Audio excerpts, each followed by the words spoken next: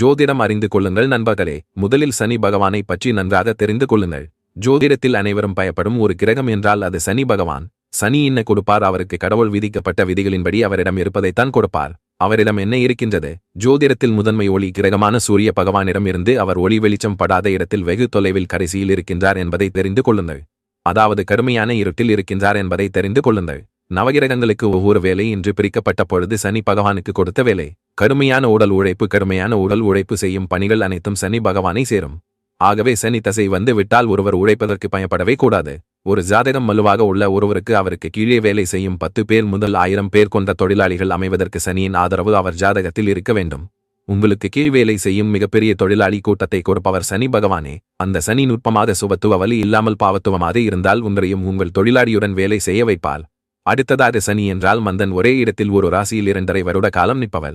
ஆகவே இந்த செயலும் சற்று தாமதமாக மெதுவாகத்தான் நடைபெறும். இதில் நற்செயல் என்றாலும் மெதுவாகத்தான் நம்மை விட்டு விலகும், தீய செயல் என்றாலும் மெதுவாகத்தான் நம்மை விட்டு விலகும்.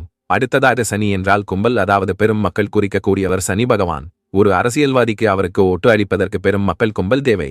ஒருவர் பொது வாழ்வில் வாக்கு வங்கி அரசியலில் நின்றால் சனி அவருக்கு வலிமையாக நன்மை செய்யும் இடத்தில் இருந்தால் அவருக்கு பெரும் மக்கள் கும்பல் ஓட்டு போட்டு அவரை பதவியில் அமர்த்துவார்கள்.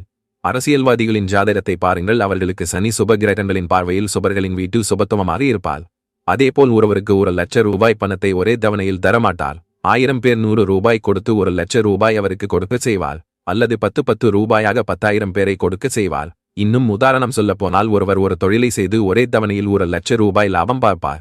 இன்னொருவர் ஒரு உணவகத்தை நடத்தி 1000 பேர் அவர் உணவகத்தில் சாப்பிட செய்து ஒவ்வொரு நபரும் 100 ரூபாய் லாபம் என்று 1 லட்சம் ரூபாய் லாபத்தை அவருக்கு கொடுப்பார். சனி மக்கள் காரகன் என்பதால் மக்கள் கும்பலை சேர்த்து அவருக்கு லாபம் கொடுப்பார். சனி வலுத்தவனை சுற்றி தான் மக்கள் கும்பல் எப்பொழுதுமே சுற்றி கொண்டு இருக்கும் என்பதை தெரிந்து கொள்ளுங்கள்.